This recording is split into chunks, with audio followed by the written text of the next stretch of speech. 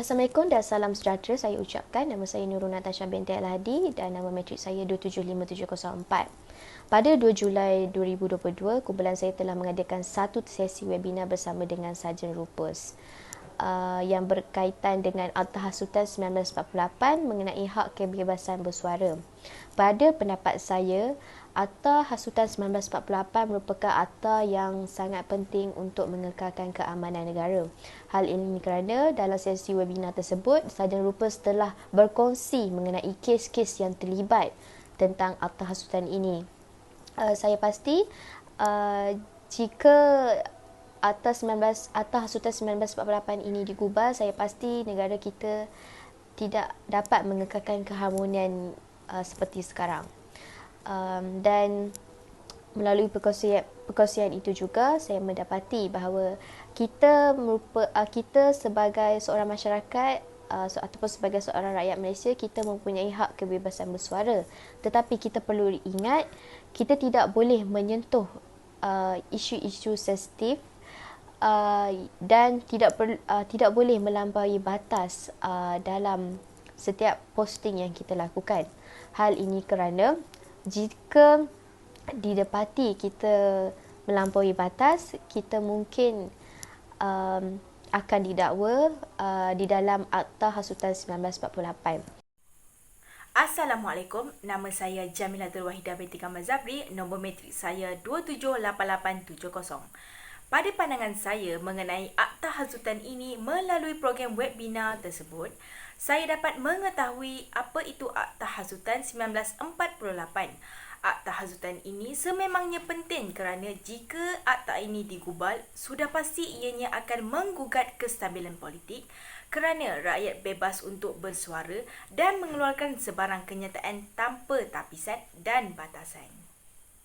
Demi menjaga ketenteraman awam, akta ini perlu dikekalkan bagi melindungi keistimewaan Parlimen atau Dewan Undangan Negeri. Seseorang mempunyai hak kebebasan bersuara, namun perlulah ada batasan dalam setiap percakapannya.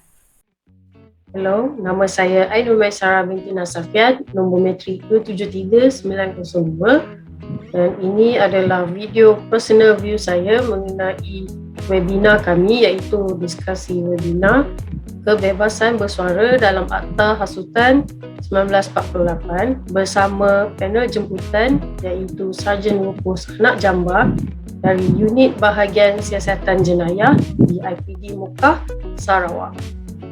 Ada pendapat saya, apa yang diceritakan oleh Sarjan Rupus mengenai Akta Hasutan 1948 adalah jelas, tetapi hanya dari segi perkara asas sahaja mengenai akta tersebut.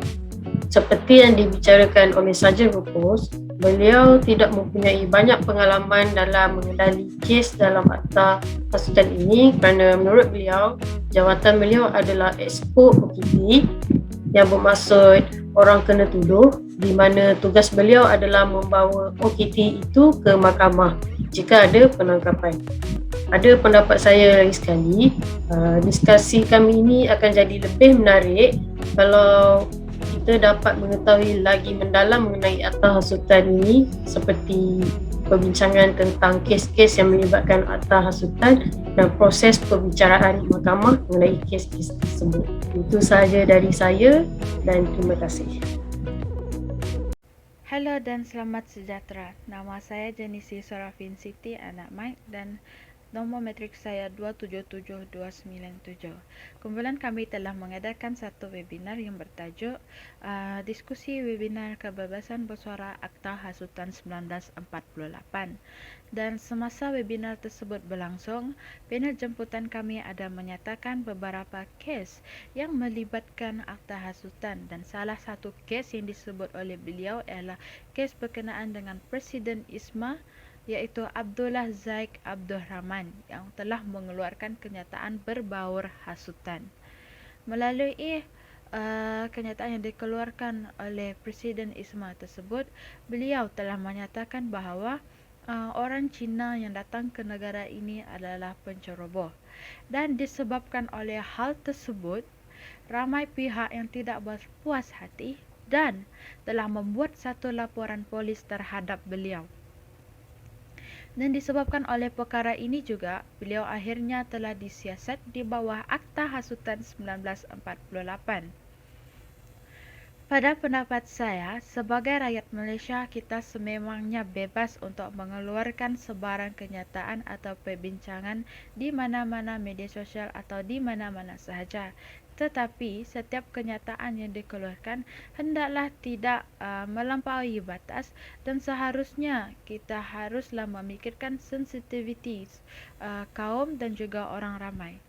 Sekiranya kenyataan yang dikeluarkan mempunyai unsur hasutan, ini boleh menyebabkan kesejahteraan rakyat tergugat, dan begitu juga dengan keharmonian sesama rakyat turut terjejas.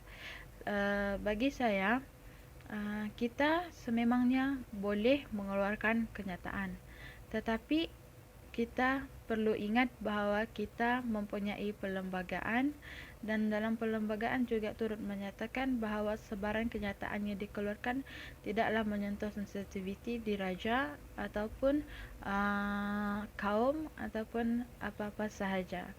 Jadi saya merasakan saya bersetuju bahawa Akta Hasutan ini terus dikekalkan supaya individu yang mengeluarkan kenyataan sesuka hati tanpa mengira sensitiviti tersebut boleh ditahan dan dikenakan hukuman yang setimpal. Sekian, terima kasih. Selamat pagi dan salam sejahtera. Saya Dashani Arun Segren, nombor matrik saya 273973. Pada hari ini, saya akan membentangkan tentang pandangan saya atas webinar Akta Hasuhan yang telah dibuat oleh kumpulan kami. Daripada webinar tentang Akta Hasuhan 1948, boleh dikatakan akta ini adalah penting dalam sesebuah negara.